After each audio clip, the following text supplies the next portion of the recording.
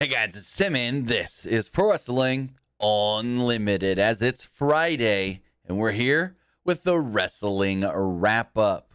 We got a number of news stories to talk about. We've got 1, 2, 3, 4, 5, 6, 7, 8 stories for you guys today in total.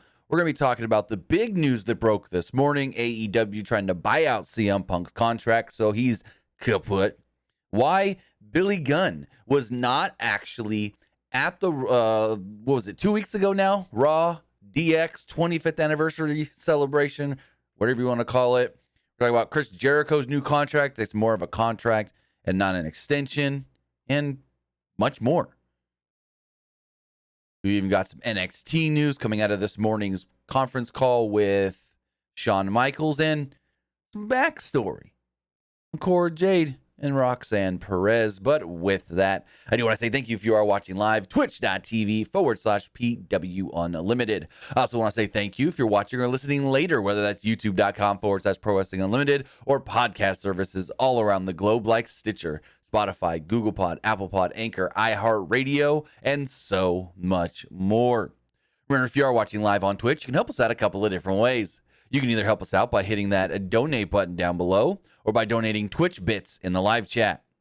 Also, remember, you can help us out by subscribing to the channel one of two different ways. You can either subscribe with a tiered subscription, just like Rosario9248 recently did, or you can subscribe with Amazon Prime. If you have an Amazon Prime account or access to anybody's Amazon Prime account, then you have Prime Gaming. You take that Amazon Prime account, you take that Twitch account, you link them together, bada bing, bada boom, you're Prime Gaming. Prime Gaming gives you a lot of cool things like free games, free stuff for games, and they always give you one free subscription to any Twitch channel you want to subscribe to throughout the month, and I greatly appreciate it if you did so right here.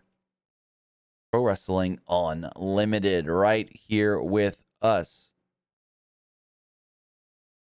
Also, remember, if you're watching on YouTube, you can help us out by becoming a channel member. As a channel member, you get early access to news, early access to podcast episodes, early access to non-news videos, and so much more. Also, remember to head over to the Epic Game Store. Head over to the Epic Game Store and buy something. Whether you're buying a new game, whether you're buying an old game, whether you're claiming one of the free games or getting bucks for Rocket League, Fortnite, Fall Guys, or Rumbleverse, use our code right here, PW Unlimited. That's PW Unlimited, PWU NLIMITED at checkout. Whether that's on the Epic Game Store or in the launchers on your PlayStation, your Xbox, or your Nintendo Switch, use our code. Doesn't cost you anything extra, and it will be supporting us directly. And again, doesn't cost you anything extra other than maybe like 10, 20, 30 seconds max to put in the code if you're just trying to find where the code actually goes. Remember, use code PW Unlimited for all Epic Games and Epic Game Store purchases. But as we jump in to our first story of the day, this story broke basically as I was getting the kids up for school. I woke up and I go, gotta take the kids to school. Look at my phone.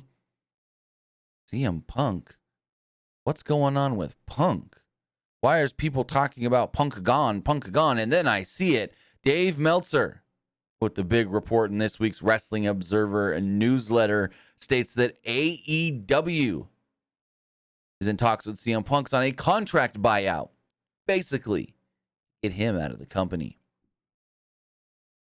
Again, this report does come from Dave Meltzer of the Wrestling Observer, as they state AEW and CM Punk are in talks to buy out the remaining years of his contract, according to Dave Meltzer in this week's Wrestling Observer newsletter. Again, we don't know exactly how long Punk's deal is for. We know that Punk's been around for a year, but portions of that year, he was out with injury. He's out with injury right now. We don't know if time's going to get tacked on. Now, if AEW is trying to buy out the contract, I doubt they're tacking time onto it. They report this news comes less than 2 months after Punk, Ace Steel, the Young Bucks, and Kenny Omega were involved in a backstage fight following Punk's comments about the Bucks, Omega, and others at September's all-out post-event press conference. Meltzer wrote that AEW and Punk were in talks about the future, but it looks doubtful he will be back. Those with close knowledge of the situation said that they are in talks with Punk about a buyout of the remaining years of his contract, which tells you that they are not looking to bring him back. The holdup right now, though, is said to be a non-compete period. They want to tell Punk basically, we'll buy out your contract, but you can't go work for anybody else for this amount of time. One of the big ones, most notably, was Renee Paquette. When she got out of her WWE contract early, they basically told her 1 year no compete. You can't go do anything in wrestling that is not for us or for Fox or one of our partners for a year. Ultimately, she did do some stuff in wrestling. They let her to go start her podcast, The Oral Sessions, which is now just called Sessions, and she would interview wrestlers on that and this and whatnot, but she couldn't actually work directly for a wrestling company. She still did one-off things like once or twice, maybe 3 times with Fox, but that was WWE projects. So that's one. Most notably, she had that 1 year no compete. We don't know how long they want the non-compete to be for CM Punk, but it sounds like whatever they want, maybe he doesn't want. And the big thing would be, well, what do they need a no compete for? WWE. Meltzer wrote that the non-compete is obviously because of WWE, as they're the only group that can pay him what he would ask for. Punk is currently injured from his all-out match with Jon Moxley. However, with no public timetable for his return, we don't know what could actually happen. Also, again, the length of the non-compete has not been discussed or disclosed in this news. Meltzer says he does not know. Now, I don't think that CM Punk would go back to WWE. If you're just going to ask me right now, oh, you think CM Punk goes back to WWE? Probably not. But it's like, okay, what exactly is this non-compete for, though? Is it for not going to WWE? Could it be Fox wants to start a new version of Backstage? Punk can't do it because Punk was on WWE Backstage.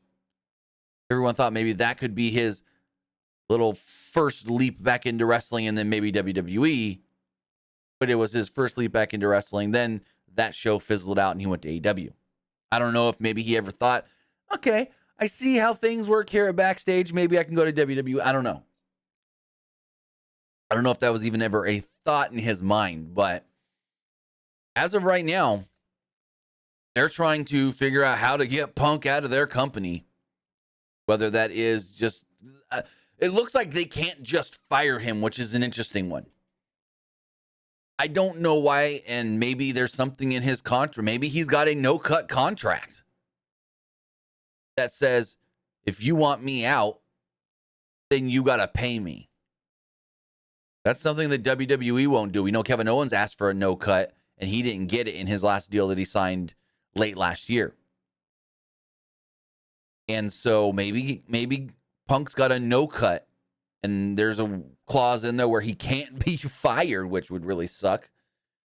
So we'll have to wait and see exactly where this all goes. I have no earthly idea. Like, I was not expecting to read this when I woke up this morning.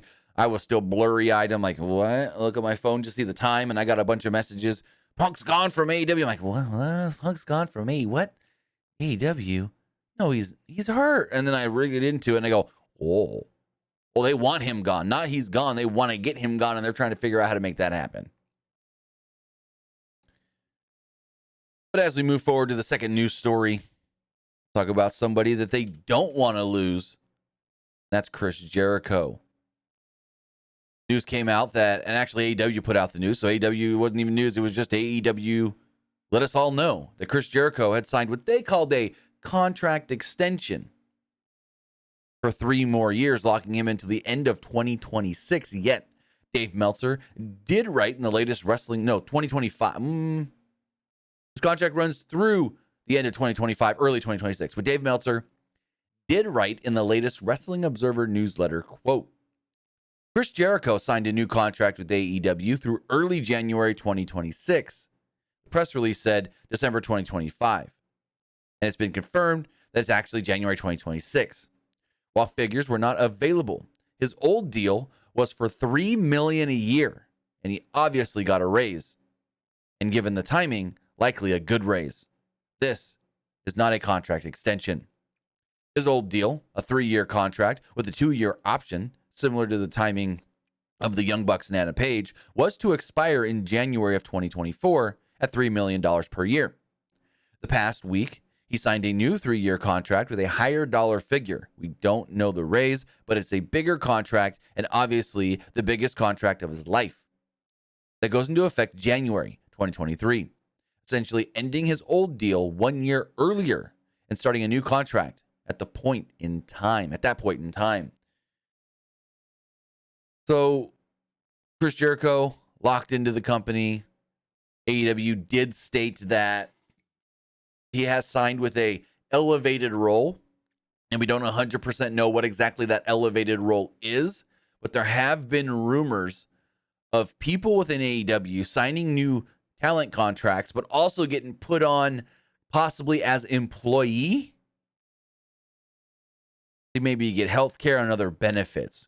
The one big rumor right now is that Jon Moxley signed a new deal, and maybe he got enticed to sign the new deal by becoming an employee, getting benefits and so forth, because Moxley had said it in the past that his first AEW deal may be his last wrestling deal, or at least his last full-time deal, but he's still signed full-time with AEW as far as his new deal does go that he just signed as well. So there is a rumor that some people in the company could be getting signed to not just new talent deals, but new talent deals that also make them somewhat of employee to get them benefits and whatnot. Hence why in the Moxley press release, it said he will be moving into an elevated role, mentoring, coaching, and so forth. The Jericho one just says he will be moving into a, quote, elevated role. Actually, I can read the press conference right, or the press release right. Let me go to it, find it in my email. I have it right here.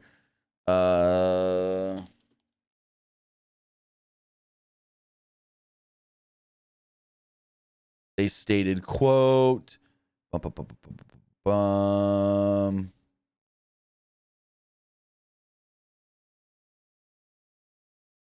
see.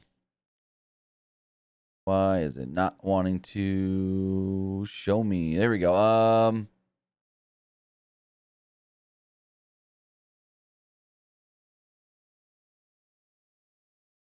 Tony Khan announced that Chris Jericho, the Ring of Honor World Champion and leader of the Jericho Appreciation Society, has signed a contract extension through December 2025, keeping sports entertainment alive and well in AEW for the foreseeable future.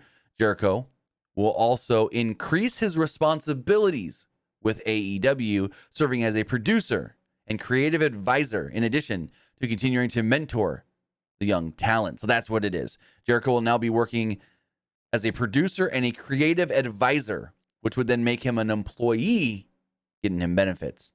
That's what it is. That's what it is. I knew there was something here. I wasn't sure if they actually had stated in the press release. That's why I wanted to go back and just double check that. But yeah. Chris Jericho signed a new deal with AEW that's got to be worth more than $3 million a year. Plus, he's now working as a producer and a, quote, creative advisor, whatever that actually means.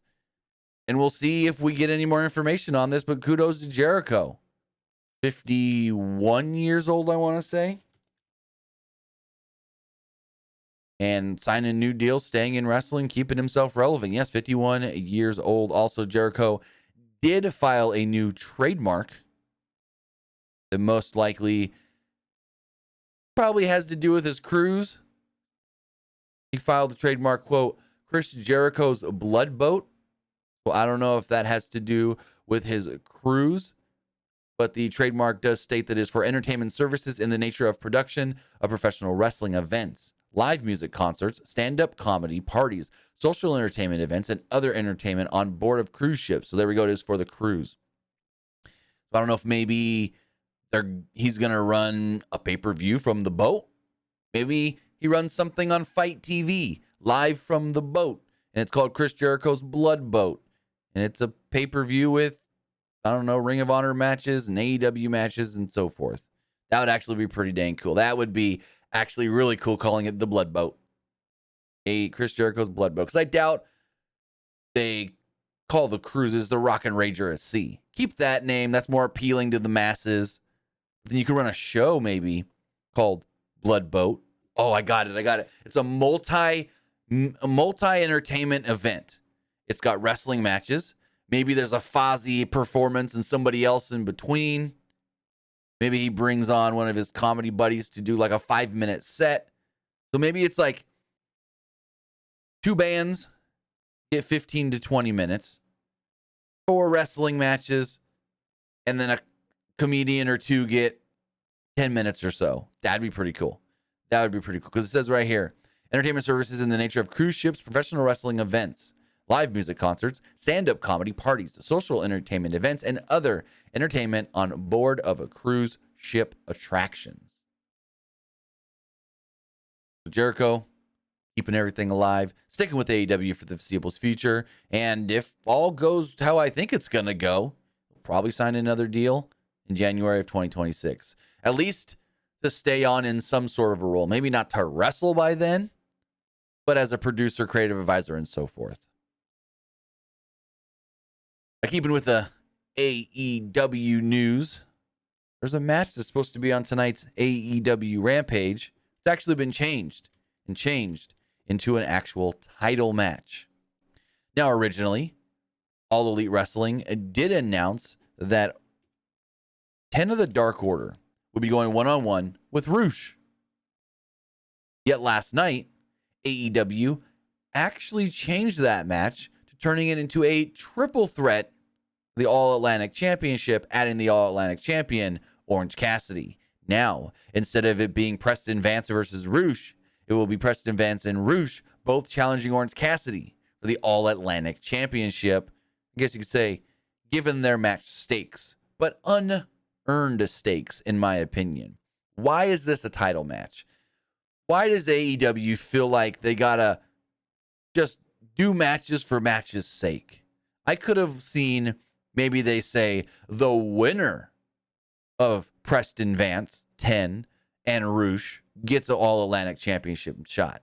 You know, a title match against Orange Cassidy next week, whether that's on Dynamite or whether that's on Rampage. But no one's got to earn stuff. No one's got to say, well, I'm ranked number 1. I'm ranked number whatever. No, you just got to go, we'll just make it a title match for title match's sake. No real reason. So, I mean, I can rant for days on this. I do it all the time, that AEW makes nonsensical title matches, and not really nonsensical, but unwarranted, unearned, and title matches that don't need to be title matches. But 10 and Roosh will be challenging Orange Cassidy tonight on Rampage for the AEW All-Atlantic Championship.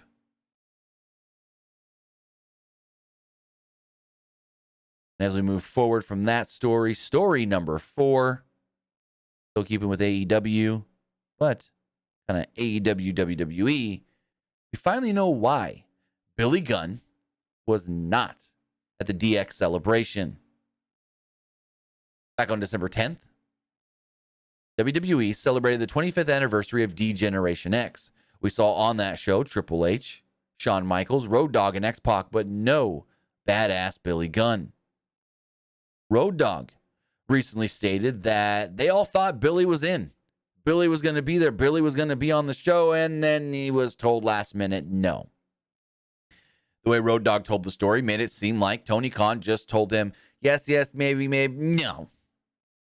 But that's not exactly how it all went down, as the two sides, AEW and WWE, couldn't come to an agreement on terms where maybe AEW was asking for just a little too much, as Dave Meltzer wrote in the latest Wrestling Observer newsletter. Khan agreed to let him do the show, Billy that is, but on the air, they would have to mention that he works for AEW, or that AEW actually allowed him to appear, or some wording. But there had to be one mention of that in some form for him to work, stating that he works for AEW. Just as WWE did when they got Mickie James for the Royal Rumble this past year. WWE stalled on a yes or a no, and then last minute would not agree to do so. So there we go. That is why Billy Gunn was not at the, what is it? I keep blanking on DX 25th anniversary celebration on the October 10th edition of Monday Night Raw. Tony Khan basically told them, sure, but you got to say he works for AEW. You got to say, oh, he don't work here. Or as Bianca Belair would say, he don't go here. He go over there.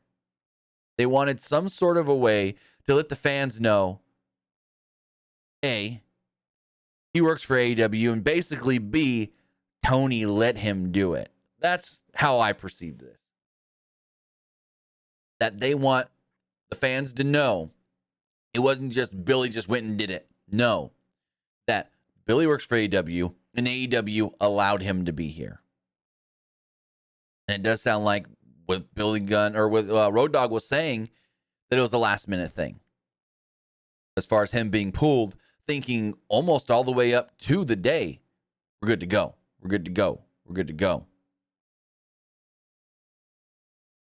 I don't know if they already had bits planned with Billy. I don't know what the plan would have been if Billy was there. Because I don't see much more of what they did happening. Like, what more could they have done? Like, Billy could have just said, we got 2 words for you. His little part of that. That was it. They didn't really do much anyways. They had like one segment in the beginning of the show where they made choking your chicken jokes. They had another segment in the middle of the show where they told Miz that you're going to fight Dexter Lumis. And then they came out at the end, just said their catchphrases and went off the air. So it's like, it would have been cool to see Billy Gunn, because I loved how Road Dogg goes, and I'm one half of the former WWE World Tag Team Champions, the Road Dogg, Billy Gunn. And then he went like this for the crowd, and the crowd went, the badass Billy Gunn. I messed that up. I said the Road Dogg Billy Gunn. It's the Road Dogg Jesse James. And then he let the crowd say, the badass Billy Gunn. And I did like that Road Dogg did that. But it was basically AEW saying, you've got to mention that he works for us, or it's a no-go. No bueno. Talking about Monday Night Raw and special editions and special celebrations. Looks like next year's the 30th. Can you guys believe the 30th anniversary of Monday Night Raw? And WWE is actually looking to do a Raw 30th anniversary special coming up in January. Now, the first episode of Monday Night Raw took place January 11th, 1993. And Dave Meltzer, well, actually, we're going to go, WrestleVotes first tweeted about this. WrestleVotes tweeted about this first, stating, quote, I'm told plans are in motion for the 30th anniversary Raw show coming up in January. Prior to the new leadership taking over, having the show from the Manhattan Center, again in New York City, was on the table. I'm unaware if that's still the case. Now, that could have been one of two things. Probably like they did the last time. You do the big most of Raw, the big portions, the majority of Raw from the Barclays Center, but then you do cutaways over to the actual Manhattan Center. And maybe they go Madison Square Garden this time or whatever. I don't know. Well, no, they wouldn't do Madison Square Garden because they're going to be at Madison Square Garden end of December. They're not going to go 2 weeks later back to MSG. But regardless, Meltzer also talked about this in the latest Wrestling Observer newsletter, writing the following. They've started on plans for a major Raw episode in January to celebrate the 30th anniversary of the show. The first episode was January 11th, 1993. Raw will in January 2023 become the longest running pro wrestling television show in the U.S. The current record is Portland Wrestling that ran from January 10th, 1953 to the end of December 1991. So again, just more of the same stuff here from Dave Meltzer, basically stating, hey, they're going to go run a special show. They're going to go run it from the Barclays Center. Well, not that, I take that back. They're going to run a special show, but he doesn't state where they're going to do it. He also did, there was also a write-up on F4W Online that stated that the Manhattan Center is a possibility, as they did that with the 25th anniversary of Raw as well. We'll keep an eye on this one. I think it would be cool if they do the back and forth thing again, Manhattan Center and the Barclays Center like they did last time. I thought that was a super cool concept that I would love to see them do again. As far as super cool concepts do go, story number 6 has to do with a concept in a tournament that the fans always love, and that's the King of the Ring. As WWE is considering bringing back the King of the Ring after it, I guess you could say, being in limbo in 2022. Now, Dave Meltzer did write in today's edition of the latest Wrestling Observer newsletter that WWE has discussed bringing back a King of the Ring pay-per-view that would have both King of the Ring and Queen of the Ring tournaments, or Queen's Crown tournament is what they called it. Meltzer stated, just really briefly, there's talks of bringing back the King of the Ring tournament with a show that would be both King of the Ring and Queen's Crown. If you remember last year, they did bring back the King of the Ring and implemented the Queen's Crown tournament. We saw Xavier Woods become the King of the Ring, and we saw Zelina Vega become the Queen's Crown Queen, whatever you want to call it, the Queen. And so if they were to do it again, I don't know if they would do it as its own show, a network special kind of thing, or if it would be tied in with just another pay-per-view like we saw last year with Crown Jewel. Now, I thought it was kind of fitting to be with Crown Jewel because, you're getting your crown. The winner gets their crown and their jewels, whether you call the scepter a jewel, the jewels on the crown, whatever. I thought that name and the tournament culminating there actually fit well. So maybe they do that again next year. We do have a Crown Jewel pay-per-view coming up in 3 weeks. No, 3 weeks from tomorrow. So it's a little too soon to just be like, tonight on SmackDown, we're starting the King of the Ring and Queen's Crown tournament. And what I had heard earlier this week, before Meltzer even wrote this, was that WWE was thinking of bringing it back sometime next year and not making it a every year thing, but maybe an every other year thing. So we wouldn't have a King of the Ring or a Queen's Crown tournament every single year, but there was the talks of maybe doing it every other year, but then maybe doing other tournaments instead on the years you don't do King of the Ring. Like, now I'll say this, I actually also heard that they're talking about maybe doing a Mae Young Classic for NXT early next year. Baby Ice says 2 weeks. No. Well, technically 2 weeks from tomorrow. I counted it as there's still 3 Saturdays. Tomorrow, next week, and then the day of. But yeah, you're right. 2 weeks from tomorrow. My math was off. But WWE is considering doing another Queen's Crown and King of the Ring tournament. And I guess I just broke what I heard earlier this week as well. Talking about a Mae Young Classic early next year with NXT talent as well. Which, if they do a Mae Young Classic, well, I guess, do they need a Mae Young Classic if they have the NXT Breakout Tournament for both men and women? Or maybe they don't do that anymore. They do the Mae Young Classic, and then maybe they do, similar to the Mae Young, they do a men's tournament. I don't know who they would name it after. Because you have the Dusty Road Tag Team Tournament, which is just implemented within NXT, not its own thing, which it should be. You have the Mae Young Classic, which is its own entire thing. But what would you name the men's tournament in NXT? Who could you name that after? Baby I said, what do you think of a second Cruiserweight Classic? No, I don't think we need another Cruiserweight Classic. Just do, in lieu of, just a men's tournament for all sizes. Be inclusive.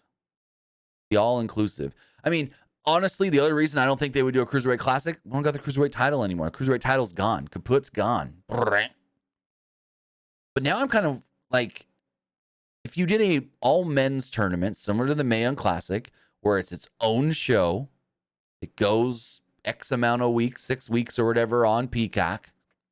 You film it from the PC. Who would you name it after? You have the Mae Young Classic. You have the Cruiserweight Classic. You have the Dusty Rhodes Tag Team Classic. I would almost want to change it up, but you can't now, and do the Dusty Rhodes Classic for the men, and maybe do... Oh, I don't even know what you would do for the tag team. Like, what's a iconic tag team that they can name the tag team tournament after? I don't even know. That's a tough one. We'll have to workshop and think about.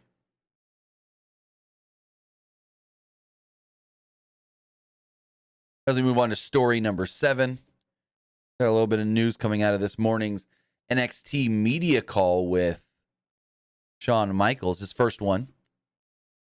First media call Shawn Michaels did, where he did confirm reports from yesterday that there is an NXT special event coming in December. On a media conference call Friday, Shawn Michaels did confirm that a special event named, quote, NXT Deadline will be held on Saturday, December 10th. The show will stream live on Peacock and the WWE Network internationally. And we do not know exactly what the Deadline name is going to mean, what the logo is going to look like or whatnot, but WWE did just last week trademark that title, Deadline. We heard earlier this week, people found the trademark, and then yesterday, I think it was Fightful originally reported that WWE was looking to do a pay-per-view possibly with that name on December 10th. But the big thing about December 10th, AEW announced this past Tuesday that December 10th is the same day as ROH Final Battle. The Final Battle is going to be an afternoon show for the most part because they don't want to go up against the UFC. So that's actually going to start at 4 p.m. Eastern, Final Battle. And we don't know exactly what time this NXT show is going to go, though, because again, there is an UFC pay-per-view that night. And I'm going to look up, what card is that? Is it a pay-per-view? Is it it is a big one. Oh, it's UFC 282. Only one match has so far been announced. I'm going to butcher this name. Jin Prochazaka against Glover Teixeira.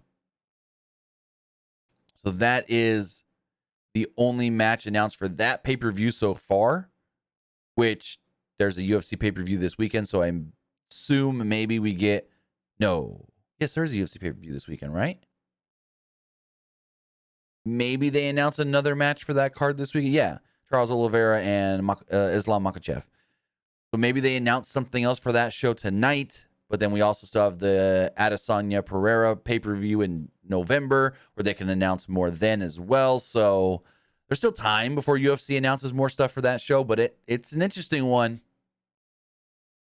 that they're going to run not only the same day as a ROH pay-per-view, which, I mean, they did it with All Out. They ran a fucking NXT show on the same day as All Out, but also the same day as a big UFC pay-per-view. Not a UFC just straight up fight night on ESPN or a fight night on ESPN Plus. No, it's one of the big ones. It's an actual UFC pay-per-view. It's UFC 282.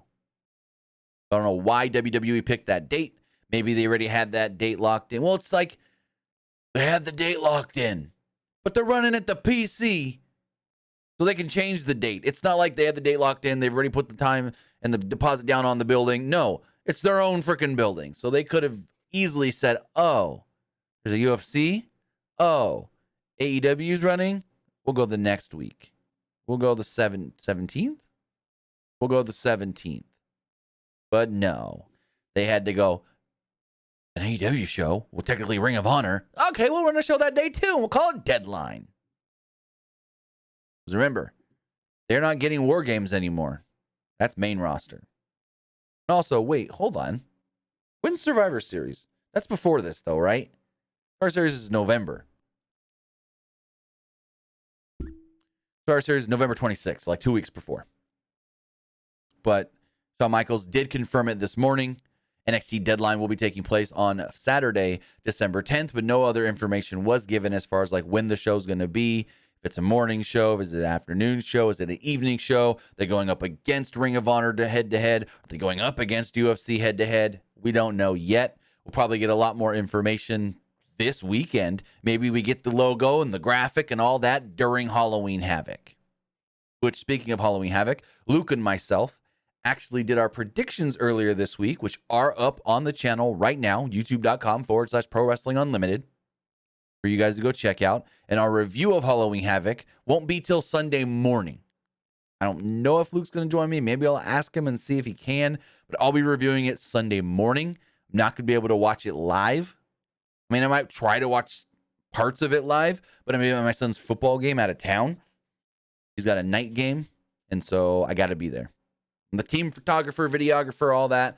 I got an important role on the crew, but as we're going to do our last news story here, speaking of Halloween Havoc, we got a Weapons Wild match at Halloween Havoc. Cora Jade. It's Roxanne Perez. These two were once really close friends in NXT, but then Cora turned on Roxanne. Well, it looks like it was Cora that actually helped get Roxanne in to WWE and NXT. In an interview with Sean Ross Sapp of Fightful, Cora actually detailed her friendship with Roxanne and how they spoke about one day making it to WWE together, as she stated, quote, "Obviously, Roxanne and I have our differences now, but the reason we even became friends to begin with is because we had such a similar story and are close in age. They're literally less than a year apart."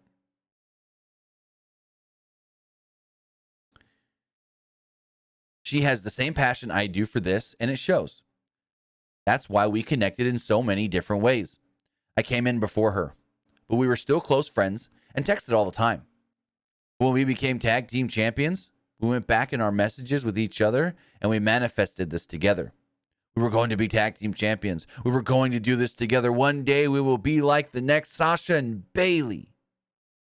We had this dream to do it together. We set it out in our heads, and now it's unfolding in front of us. It's crazy. She's great. Speaking of getting Roxanne to NXT, though, she stated, "I texted her the day Ring of Honor went on hiatus. We started talking, and to our luck, what we planned in our head, even years ago, before I even got here, we talked about this. That day, I was like, it's time to make our plan come to life. Luckily, I was at her tryout and helped at her tryout. I was there helping because I wanted her to do so bad. Please let me help at this tryout." Well, I wanted her there so bad. I read that wrong. She didn't say she wanted her to do bad. She wanted her there so bad. She said, quote, "Please let me help at this tryout. She's coming. She's mine. She's my partner." It was great to be there and see her. She's great. Basically, they've been friends for a very long time. Soon as ROH went on hiatus, soon as they learned, ROH is never going to be the same again, they started coming up with, okay, what do we need to do to get you here? What do we need to do to get you to WWE? How do we get you here? And Roxanne did have a tryout in December of 2021 that we heard she did glowingly at. That they saw her and they said, oh my God, we need to do anything and everything possible to make sure that she signs. We heard that the day, that was news coming out the day of the tryout, that they liked her so much that they would have done anything to sign her to WWE, to NXT. And it shows, because she worked SmackDown last week, her first main roster match. And what did we hear? Glowing reviews. Officials extremely happy with Roxanne Perez, the former Roxy. There's a reason. Before she came to WWE, they were calling her the Prodigy, because she's great, she gets it, and she's going to be a freaking star forever. She's only 20. She'll be 21 in like a month and a half. She's got a long, and I mean long way to go. But with that, guys, that's it. That's all we got. That, the wrestling wrap-up for Friday, October 21st, 2022. Remember, it is Friday, so that means tonight is SmackDown. We'll be live back here right after SmackDown. As far as what we know so far at 11:53 a.m. Pacific time, Logan Paul will be on tonight's show. They say he makes a stop on SmackDown en route to Crown Jewel. We also do know that in singles action, Liv Morgan will be taking on Sonya Deville. They say that Liv will take on Sonya as she descends into darkness. And finally, the Women's Tag Team Championships will be on the line when Damage Control, Dakota Kai, and Io Sky defend their titles against Raquel Rodriguez and Shotzi. Please give her last name back. Got Tank back. Now make her Shotzi Blackheart. Because the Shotzi Blackheart name was always so badass. Now she's just Shotzi. Shotzi. Can she be Shotzi Blackheart? But with that, guys, I want to say thank you if you are watching on Twitch, twitch.tv/PW Unlimited. But I also want to thank you if you guys are watching later or listening later, whether that's youtube.com/Pro Wrestling Unlimited or podcast services all around the globe like Stitcher, Spotify, Google Pod, Apple Pod, Anchor, iHeartRadio, and so much more. Also, programming note for tonight. Yes, we'll be live, twitch.tv/PW Unlimited for the SmackDown review. But immediately following that, I'll be heading over twitch.tv/TimmyBuddy. We'll be playing the brand new Jackbox Party Pack 9 tonight. What is that, you say? It is a game that you guys can play with us. It is a game that you guys can actually play with us and don't have to buy. I've got the game. All you need is a mobile device, your computer, somewhere where you can get on a browser and go to jackbox.tv. Then you can play along with us as long as you're watching the stream and knowing what's going on. So we're going to be doing that tonight as well. Twitch.tv/TimmyBuddy. We're playing the new Jackbox. I don't know what any of these games are. I wanted to go in fresh. I didn't watch any videos because I want to learn these new games with you. So with that, guys, have a great rest of your Friday. We're out. Have a good one, guys.